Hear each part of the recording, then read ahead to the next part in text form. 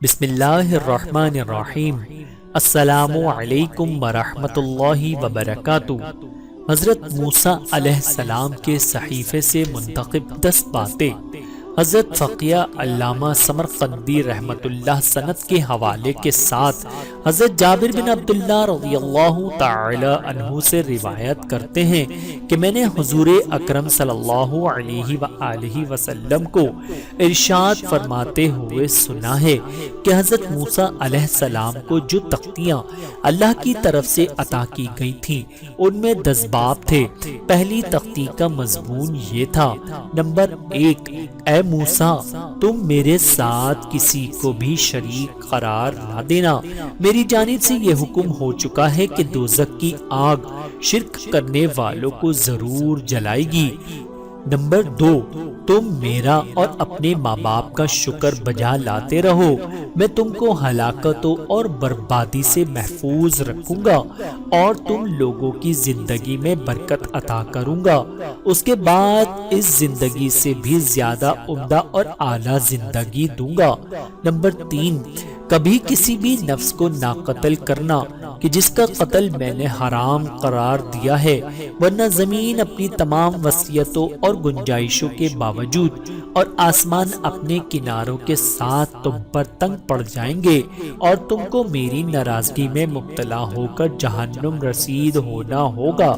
Number 4، میرے نام کی جھوٹی قسم نہ کھانا اور نہ ہی کسی گناہ کے موقع پر کوئی قسم کھانا کہ میں اس قسم کے شخص کو پاکیزگی اور طہارت نہیں بخشتا۔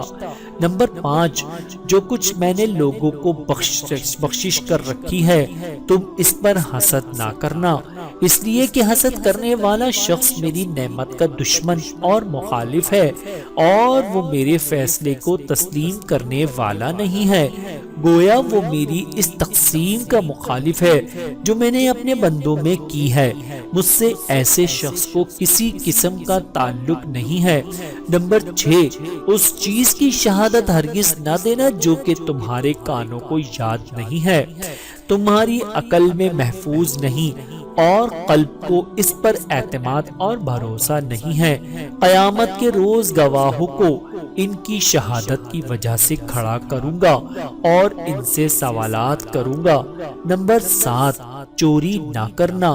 نمبر 8، کبھی زمانہ زنا نہ کرنا، خاص طور سے اپنے پڑوسی کی بیوی سے کہ میں تجھ سے اپنا رخ پھیر لوں گا اور تم پر آسمانوں کے دروازے بند کر دوں گا اور دوسروں کے لیے وہی چیز پسند کرو جو کہ اپنے واسطے پسند کرتے ہو۔ نمبر 9، اور غیر اللہ کے واسطے کوئی جانور ذبح نہ کرنا، اس لیے کہ وہ قربانی پسند کرتا ہوں کہ جس پر میرا نام لیا گیا ہو اور وہ صرف اور صرف میری خوشنودی حاصل کرنے کے واسطے ہو۔ نمبر 10، اور میری عبادت کے لیے ہفتے کا دن مخصوص کر اور اپنے گھر والوں کے واسطے بھی میرے واسطے وقت نکال اور اپنے تمام گھر والوں کے لیے بھی اس کا حکم کر۔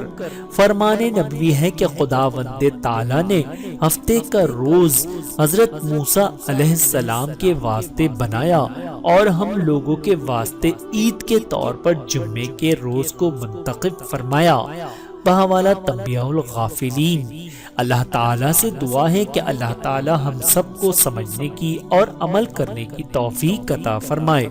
آمین ثم آمین۔